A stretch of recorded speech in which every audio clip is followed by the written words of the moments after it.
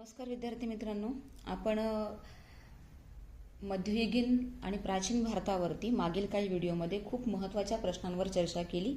आपण इथून पुढे त्याच मुद्द्याला लागून संपूर्ण सर्व राजघराण्यांचा एक सखोल असं हे व्हिडिओ पाहतो, ज्याच्यामध्ये आपण बऱ्याच प्रकारचे प्रश्न आणि संपूर्ण राजघराण्यांविषयी जास्तीचे मुद्दे आणखी पाहणार आहोत.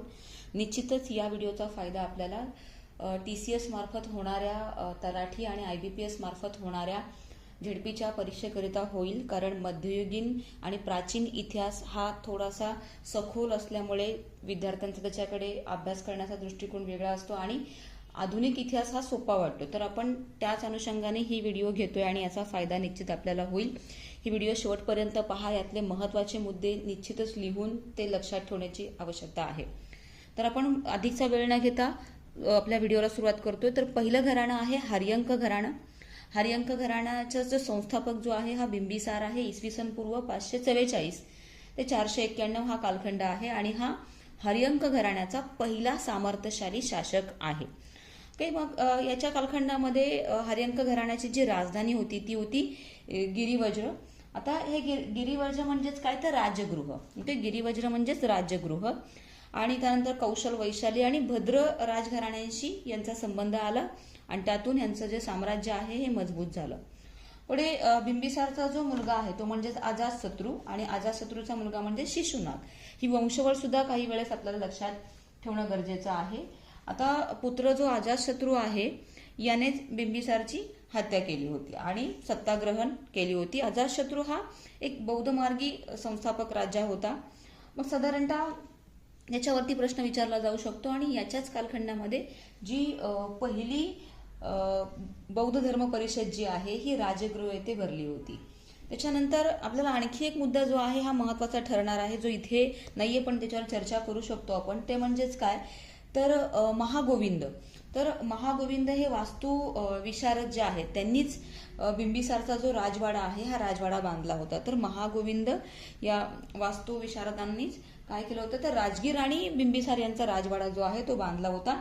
आपल्याला हे सुद्धा लक्षात ठेवणं गरजेचं आहे. त्यानंतर याच हर्यंक घराण्याचा जो अंतिम शासक होता, हर्यंक घराण्याचा अंतिम शासक पहिला म्हणजे संस्थापक आणि अंतिम शासक वर देखील प्रश्न विचारला जातो. तर तो अंतिम शासक जो आहे तो उदायीन होता. आणि पुढे मग आपण पाहाल तर पाटलीपुत्र जे आहे या पाटलीपुत्राची स्थापना याच उदयनने केली होती आणि तिथे त्यांनी पूर्ण आपली राजधानी जी आहे ती वसवली.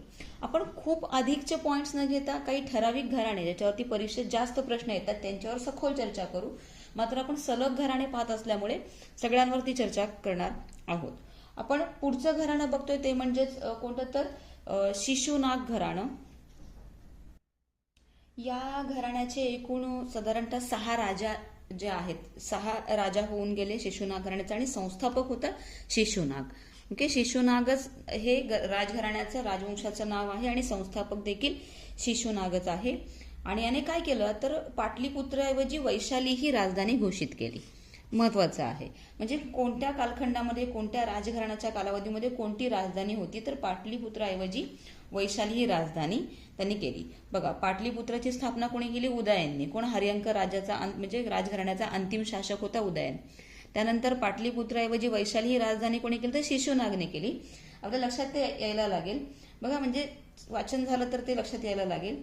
आणि खरं तर याच घराण्याचा जो कालाशोक हा जो राज्यकर्ता होता याच्याच कालखंडामध्ये दुसरी जी बौद्ध धर्म परिषद जी आहे ही वैशाली येथे पार पडली होती. आपण यावर चर्चा केली आधी सुद्धा, फक्त आपण घराण्यामध्ये ते रॅपिडली घेतोय.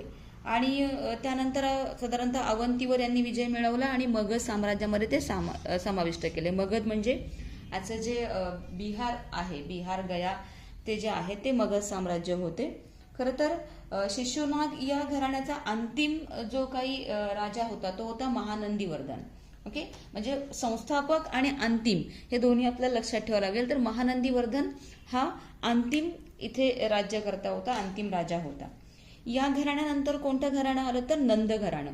नंद घराण्याविषयी आपण थोडं जाणून घेऊया. तर उग्रसेन महापद्म नंद कोण, तर उग्रसेन महापद्म नंद यांना नंद घराण्याचा आपण संस्थापक साधारणतः म्हटलं जातं आणि धनानंद हा या नंद घराण्याचा अंतिम राजा होता. धनानंदवरती प्रश्न विचारला जाऊ शकतो. कारण का तर धनानंदच्या कालखंडामध्येच सिकंदराने भारतावरती आक्रमण केलं होतं आणि शिवाय धनानंद जो आहे याला म्हणजे नंद घराण्यातला जो धनानंद जो राजा होता याला जगातील सर्वात मोठ्या आणि सर्वात शक्तिशाली सैन्याचा राजा असं म्हटलं जायचं. जगातील सर्वात मोठे, त्याच्याकडे खूप जास्तीचं सैन्य बळ होतं. इथे आपल्याला लक्षात काय ठेवायचं आहे की सिकंदराने भारतावर आक्रमण केलं तेव्हा राज्यकर्ता कोण होता तर धनानंद होता. हे आपल्याला लक्षात ठेवायचं. अधिक हे न करता अंतिम राजा धनानंद आणि यांची राजधानी होती तर कोणती तर पाटलीपुत्रच. नंद घराण्याची सुद्धा राजधानी जी होती ती पाटलीपुत्रच होती. हे लक्षात, ज्या ज्या घराण्यांची राजधानी समान आहे ते आपण साईडला लिहून ते हायलाइट केलं तर ते सोपं होतं लक्षात ठेवण्यासाठी. आपण पुढचं घराणं पाहतोय ते म्हणजे मौर्य घराणं. सर्वात अधिक जर प्रश्न कोणत्या घराण्यावरती विचारला जातोय सध्या तर ते मौर्य घराणं आहे. आणि मग या मौर्य घराण्याचा जो संस्थापक आहे तर संस्थापक कोण तर मौर्य साम्राज्याचा संस्थापक चंद्रगुप्त मौर्य. ते चंद्रगुप्त मौर्य घराण्याचा संस्थापक, साम्राज्याचा संस्थापक. आणि आपण जर पाहायला गेला तर धनानंद जो आपण आधी पाहिला होता, धनानंद म्हणजे नंद घराण्याचा अंतिम शासक, तर चाणक्यांच्या मदतीने धनानंदचा पराभव चंद्रगुप्त मौर्य यांनी केला होता. कोणाच्या मदतीने तर चाणक्यांच्या मदतीने धनानंदचा पराभव केला होता. धनानंद म्हणजे आपण पाहिलं होतं की जगातील सर्वात मोठा एक शक्तिशाली आणि सर्वाधिक सैन्यबळ असलेला जो राजा होता ज्याचा पराभव केला होता. आणि साधारणतः भारताचा हा पहिला सम्राट मानला जातो. भारताचा मौर्य साम्राज्याचा संस्थापक जे आहेत कोण मौर्य, तर भारताचा पहिला सम्राट असं मानलं जातो. आणि खरं तर जे सेल्युकस निकेटरचा पराभव जो आहे तो यांनी केला होता. म्हणजे हे पण परीक्षेच्या दृष्टिकोनातून महत्वाचं आहे. सेल्युकस निकेटरचा पराभव केला आणि त्याच्या मुलीशी विवाह केला.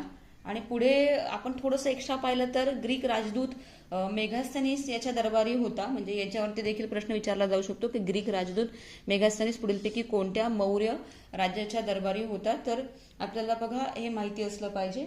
त्यानंतर जैन धर्माचे अनुयायी होते हे आणि भद्रभाऊकडून यांनी जैन धर्माची दीक्षा घेतली, जैन दीक्षा घेतली. कोणाकडून घेतली तर भद्रभाऊकडून घेतली. ओके, हे लक्षात ठेवायचे. आणि पुढे श्रवणबेळगाव जे आहे तिथे उपासाद्वारे शरीर त्याग यांनी केला होता. उपासाद्वारे श्रवणबेळगाव येथे शरीर त्याग, म्हैसूर जवळ, कर्नाटकमधला म्हैसूर जवळ त्यांनी ते केलं. पुढे मग यांचा जो मुलगा आहे म्हणजेच कोण तर त्यांचा मुलगा म्हणजे बिंदुसार हे उत्तराधिकारी म्हणून पुढे राज्यकर्ते बनले. बिंदुसार नंतर आपण जर पाहायला गेलात तर सम्राट अशोक. आणि सम्राट अशोकांवरती प्रश्न परीक्षेत खूप जास्त वेळा विचारलेला आहे. इसवी सन पूर्व 273 साधारणतः म्हणजे 268 ते 231 हा त्यांचा कालखंड मानला जातो. आणि बिंदुसारचा उत्तराधिकारी म्हणजे सम्राट अशोक, ज्यांना थोर असं म्हटलं जातं की खूप मोठा राज्यकारभार यांनी पाहिलं असं म्हटलं जातं. तर थोर मौर्य सम्राट होते सम्राट अशोक जे आहेत ते.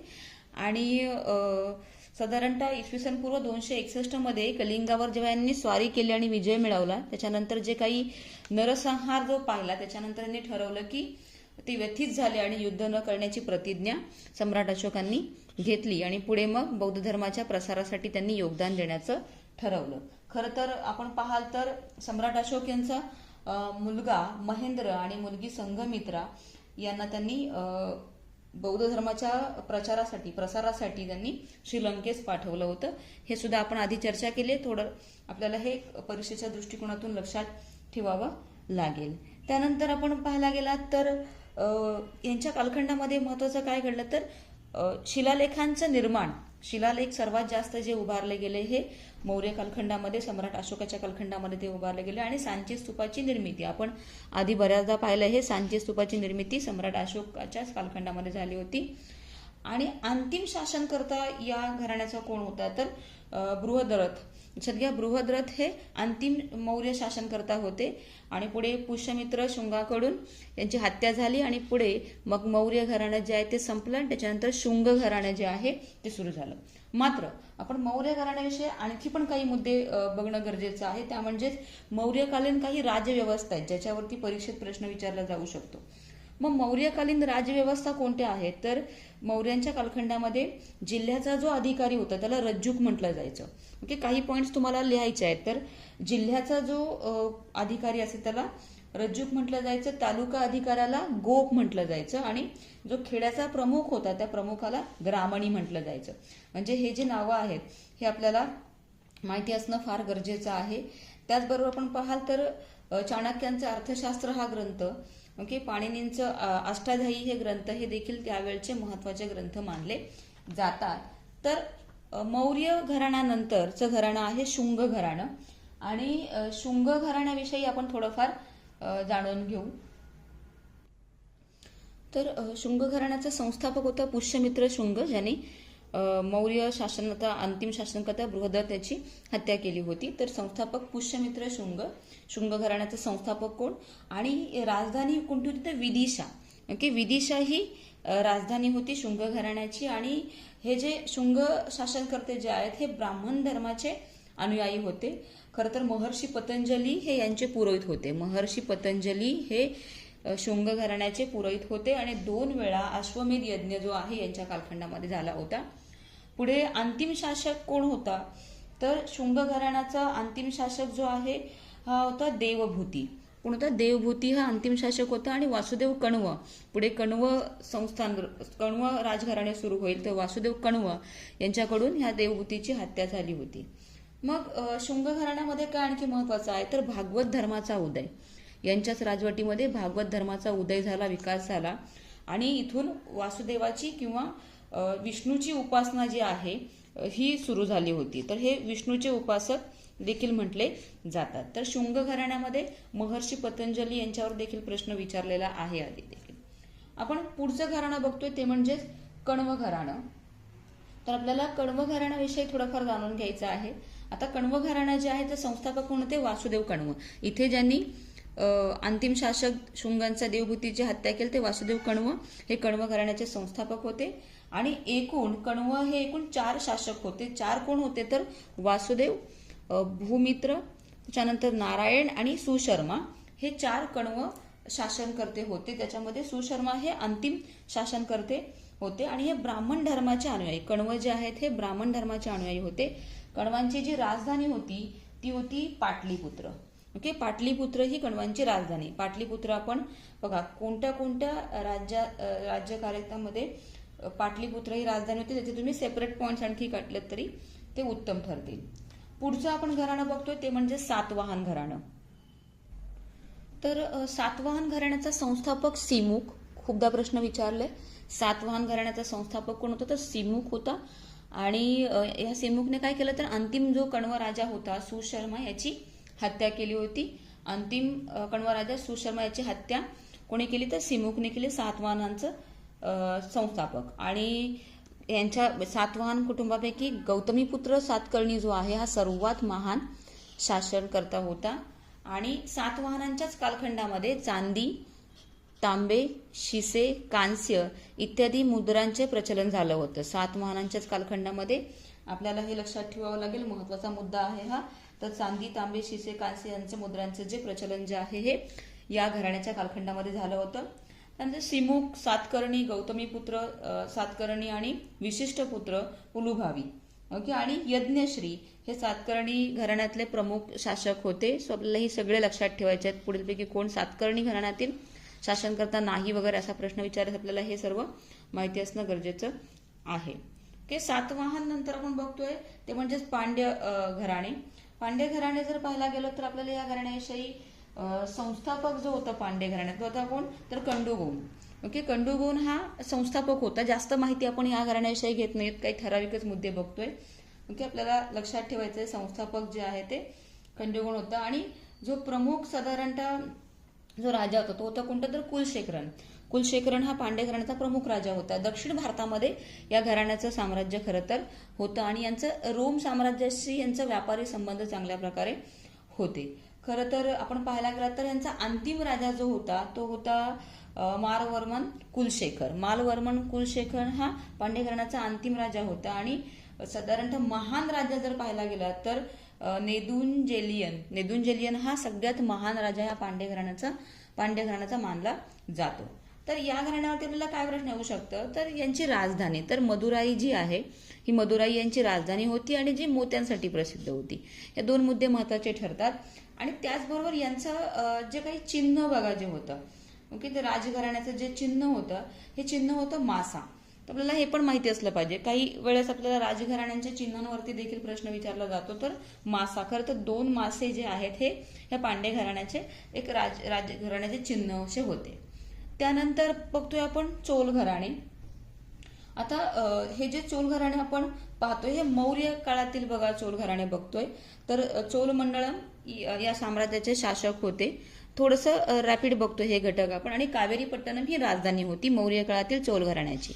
ओके, कावेरीपट्टणम ही राजधानी होती. आणि हे जे चोल राजा एलेरा याने श्रीलंकेवर विजय मिळवला आणि तिथे भरपूर म्हणजे जवळपास 49 वर्ष राज्य केलं होतं. ओके, तर चोल राजा इलेरा याने श्रीलंकेवर विजय मिळवला होता, हे लक्षात ठेवण्यासारखा मुद्दा आहे. आणि कापसाचा व्यापार यांचं खूप मोठ्या प्रमाणात चालत असे. यांच्याकडे एक सक्षम नाविक दलाचं जे स्थापना जी आहे ही या कालखंडात झाली होती. ओके, आपल्याला हे लक्षात ठेवावं लागेल. आणि पुढे जे चेर घराणं जे येते, चेर घराणं आणि आधीचं जे पांडे घराणं आहे यांच्या खरं तर यांच्या आक्रमणामुळे किंवा यांच्या नियमित युद्धांमुळे हे जे घराणं जे आहे हे मागे पडलं. यांचं जे काही क्षीणत्व जे आहे ते सुरू झालं. पुढचं घराणं बघा म्हटलं आपण चेर घराणं. ओके, आज आपण काही महत्वाचेच 10 ते 12 घराणे बघतोय. पुढल्या व्हिडिओमध्ये आपण आणखीचे महत्वाचे घराणे पाहणारच आहोत. तर हे जे चेर घराणं जे आहे याचा संस्थापक कोण होता, इथे जरी महत्वाचा मुद्दा वापी ही राजधानी म्हटलं असेल तरी चेर घराण्याविषयी देखील काही ठळक मुद्दे आपल्याला तिथे लक्षात ठेवायला लागतील. तर संस्थापक होता उदयन जेरल अथम.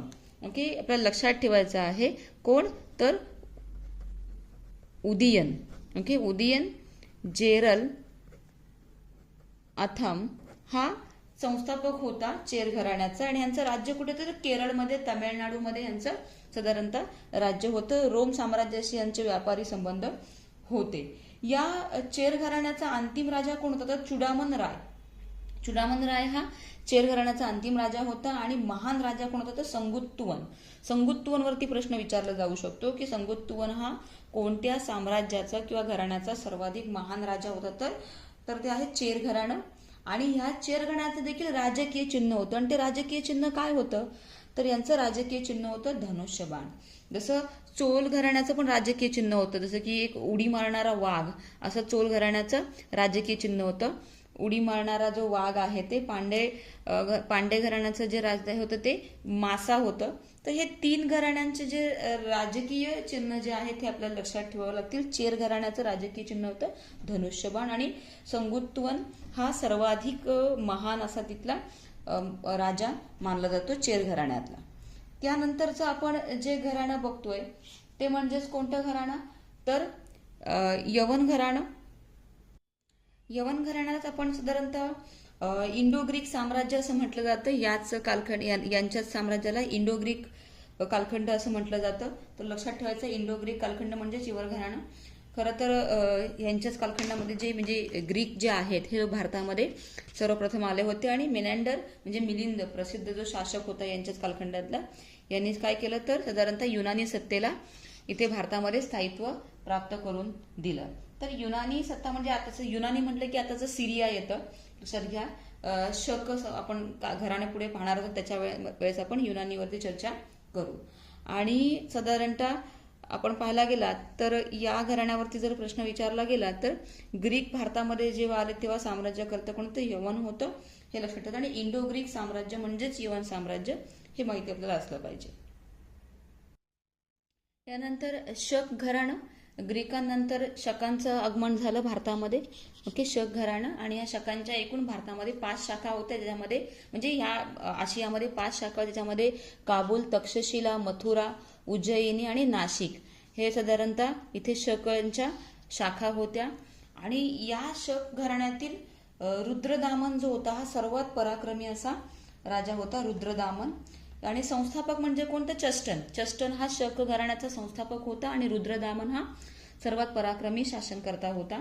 त्याशिवाय यांची राजधानी होती खरं तर शकद्वीप. शकद्वीप म्हणजे सिंध. राजधानी कोणती होती, तर शकद्वीप म्हटलं गेलं होतं, जे आज आपण त्याला सिंध म्हणतोय. तर सिंध ही म्हणजे शकद्वीप त्यावेळचं नाव ही शकांची राजधानी होती. एवढंच आपल्याला मुद्दे इथे लक्षात ठेवायचे आहेत. पुढे बघतोय आपण पल्लव. पल्लव म्हणजे पर्शियन महत्वाचा मुद्दा इथे ठरतो. आणि भारतीय साहित्यामध्ये पल्लव असा उल्लेख असल्यामुळे आपण तिथे पल्लवच्या ठिकाणी पल्लव असा उल्लेख इथे केलेला आहे, पर्शियन लोक जे आहेत ते. ओके, पुढचं घराणं आपण जर पाहायला गेलात तर ते घराणं आहे कुशाण घराणं. कुशाण घराणं साधारणतः आपण पाहाल तर संस्थापक कोण आहेत तर कुजुल कडफिसेस. कोण तर कुजुल कडफिसेस हे कुशाण घराण्याचं संस्थापक. आणि साधारणतः सगळ्यात पराक्रमी राजा होता कोण तर कनिष्क. कुशाण घराण्यामध्ये साधारणतः कनिष्कवरती प्रश्न विचारला जातो. संस्थापकपेक्षा पराक्रमी राजा जो कनिष्क आहे त्याचे प्रश्न विचारला जातो. आणि कुशाण घराण्याची राजधानी काय होती तर पुरुषपूर म्हणजेच पेशावर. ओके, पेशावर ही राजधानी होती, त्याला पुरुषपूर असं म्हटलं जायचं. चौथी जी बौद्ध धर्म परिषद झाली होती ती कुंडलवनला काश्मीर येथे यांच्याच म्हणजे कनिष्कच्याच कालखंडामध्ये झाली होती. आणि यांनी सुद्धा बौद्ध धर्म जो आहे याचे ते अनुयायी होते. महत्वाचं काय आहे कुशाण घराण्याच्या कालखंडामध्ये ते म्हणजे साधारणतः अश्वघोष जे राजकवी मानले जातात, चरक हे राजवैद्य होते, वसुमित्र, पार्श्व, नागार्जुन, महाचेत, संघरक्षक हे महान पंडित जे सगळे बघा आहेत, हे सगळेचे सगळे महापंडित साधारणतः याच कनिष्कच्या कालखंडामध्ये त्याच्या दरबारामध्ये होते. तर कोण कोण म्हटलं आपण साधारणतः चरक, राजवैद्य, वसुमित्र, पार्श्व, नागार्जुन, महाचेत आणि संघरक्षक हे महान पंडित कनिष्कच्या दरबारामध्ये होते. अश्वघोष हे राजकवी त्याच्यामध्ये होते. आपल्याला हे लक्षात ठेवावं लागेल. ही लाईनच आपल्याला पूर्ण लक्षात ठेवायची. परीक्षेच्या दृष्टिकोनातून ही लाईन महत्वाची ठरते. त्यानंतर मग गांधार शैली जी आहे या गांधार शैलीचा विकास जो आहे तो याच कुशाण घराण्याच्या कालखंडामध्ये झाला होता. आणि ज्या ग्रंथावरती प्रश्न म्हणजे साधारणतः बघा महर्षी वात्सायन यांच्याद्वारे रचलेलं जे कामसूत्र ग्रंथ जे आहे ते सुद्धा या घराण्याच्या कालखंडातलं आहे. तर वात्सायन हे नाव आपल्याला लक्षात ठेवावं लागेल. पुढचं घराणं बघतोय आणि आपण आज गुप्त घराणा घेतल्यानंतर पुढचे जे घराणे आहेत त्याच्यावरती आपण नंतर चर्चा तिथे करू. तर गुप्त घराण्यावरती एक परीक्षेमध्ये खूप जास्त प्रश्न विचारलेला दिसतोय. तर साधारणतः पहिला चंद्रगुप्त हे खऱ्या अर्थाने संस्थापक मानले गेलेले आहेत गुप्त घराण्याचे. आणि सर्वात महान सम्राट कोण आहेत तर पहिले चंद्रगुप्त आहेत. पहिले चंद्रगुप्त, समुद्रगुप्त, दुसरे चंद्रगुप्त म्हणजे विक्रमादित्य, कुमारगुप्त आणि स्कंदगुप्त असे त्यांची ती वंशावळ आहे. तर साधारणतः सर्वात महान हे सम्राट महाराजाधिराज ही त्यांनी उपाधी स्वतःला दिली होती. कोणती? महाराजाधिराज. हे लक्षात ठेवायचं आहे. आणि गुप्त संवतची सुरुवात जी आहे ती यांच्याच कालखंडामध्ये झाली होती. यांच्यानंतर मग समुद्रगुप्त. ओके, समुद्रगुप्त जे आहेत हे तिथे उत्तराधिकारी म्हणून त्यांच्याकडे राज्य आलं. अतिशय पराक्रमी यांना मानलं जातं. आणि सर्वात महत्वाचं एकाही युद्धामध्ये यांचा पराभव झाला नव्हता. कोण तर गुप्त घराण्यातील सम्राट समुद्रगुप्त यांचा एकाही युद्धामध्ये पराभव झाला नव्हता. त्यांना भारताचं नेपोलियन असं देखील म्हटलं गेलं होतं. त्यांचा भारताचं नेपोलियन म्हणून देखील बघा नामोल्लेख जो केला गेला होता. आणि हरिसेन बघा ज्यांच्यावरती आपण आधी सुद्धा अभ्यास केलेला आहे, यांच्या दरबारातील एक महान कवी होते. आणि हे जे समुद्रगुप्त आहेत यांना कोणत्या कोणत्या उपाध्या दिल्या गेल्या होत्या तर अश्वमेध करता म्हणून त्यांना म्हटलं जायचं, कविराज आणि विक्रम असे यांना बघा उपाध्या ज्या आहेत त्या दिल्या गेल्या होत्या. पुढे दुसरा चंद्रगुप्त तर समुद्रगुप्ताचे उत्तराधिकारी हे होते. यांनी कोणत्या कोणत्या बघा उपाध्या ज्या आहेत त्यांना दिल्या गेल्या होत्या. देवश्री, विक्रम, विक्रमादित्य, प्रतिरथ, सिंह विक्रम, सिंहचंद्र, परम भागवत, अजित विक्रम, विक्रमांक अशा उपाध्या ज्या आहेत ह्या दुसरा चंद्रगुप्त यांना बघा प्राप्त होत्या. आणि यांच्याच कालखंडामध्ये चांदीचे नाणे जे आहे हे सर्वप्रथम प्रसारित झालं होतं असं म्हटलं जातं. म्हणजे खरं तर सर्वप्रथम म्हणण्याचे चांदीचं नाणे प्रसारित झालं होतं का तर शंकर विजय प्राप्त केला म्हणून. त्याच्यानंतर एक परमवैभवाचा काळ होता गुप्तांचा यांच्या दुसऱ्या चंद्रगुप्तांच्या कालखंडामध्ये. पुढे पाहायला गेलात तर यांच्याच दरबारामधील जे नवरत्न आहेत त्या नवरत्नांमध्ये कालिदास, धन्वंतरी म्हणजे राजवैद्य, शपनक, अमरसिंह, शंकू, वेताळ, भट्ट, ओके, घटक परियर आणि वराहमिहीर, वरुची हे 9 खरं तर रत्न होते. यांच्यामध्ये कालिदास यांच्यावरती प्रश्न विचारला जाऊ शकतो, वराहमिहीर यांच्यावरती प्रश्न विचारला जाऊ शकतो. यांच्याच कालावधीमध्ये फाई भेट भारत भेट झाली होती. यांचा उत्तराधिकारी म्हणजे यांचं पुढचं राज्यकर्ता होतं कुमारगुप्त. आणि कुमारगुप्तचा जो कालखंड आहे या कालावधीमध्ये सर्वाधिक अभिलेखांची निर्मिती झाली होती. मयूराकृती चांदीची नाणी प्रसारित झाली होती आणि नालंदा विद्यापीठाची स्थापना. आपण हे मुद्दे आधी प्रत्येक प्रश्नावलीमध्ये पाहिलेले आहेत. आणि कुमार गुप्त नंतर स्कंदगुप्त हा एक गुप्त घराण्याचा अंतिम पराक्रमी राजा मानला गेला. सर सुदर्शन तलावांचा जीर्णोद्धार ह्या स्कंदगुप्तने केला होता. आणि म्हणजे संस्कृतीचं संरक्षण आणि भारतीय सभ्यता याचं म्हणजे हे जे मुद्दे आहेत हे खरं तर स्कंदगुप्तच्या कालखंडामधले आहेत, हे आपल्याला लक्षात ठेवायचं आहे. तर आपण पुढे आणखी राजघराणे पुढल्या व्हिडिओमध्ये बघणार आहोत. आपण पुढल्या व्हिडिओमध्ये गुप्त घराण्यानंतरचे वर्धन घराणे, पाल घराणे, बदामीचे चालुक्य घराणे, राष्ट्रकूट घराणे, पल्लव घराणे, त्याच्यानंतर गंग घराणे, चोल घराणे, त्याचबरोबर गजनी, महम्मद घोरी, गुलाम घराणे, खिलजी घराणे, तुघलक, सय्यद घराणे असेल, लोधी घराणे, त्यानंतर मुघल घराणे. आणि मुघल घराण्यामध्ये खूप मोठं आपल्याला बाबर, हुमायूं, अकबर म्हणजेच जहांगीर, शहाजहान आणि औरंगजेब असा कालखंड बघावा लागेल. त्यानंतर मग सुरी घराणे, मग विजयनगरचे साम्राज्य म्हणजे संगम घराणे, बहामनी घराणे आणि मग अंतिमतः मराठ्यांचं साम्राज्य म्हणजे मराठशाही. साधारणतः आपल्याला अशा प्रकारे पुढचे देखील घराण्यांचा अभ्यास करायचा आहे. निश्चितच या सर्व घराण्यांचा आपण अभ्यास करून त्यावर जर शॉर्ट पॉइंट्स काढले तर परीक्षेत आपण या घराण्यांवरती विचारल्या जाणाऱ्या प्रश्नांची योग्य उत्तरं देऊ शकतो.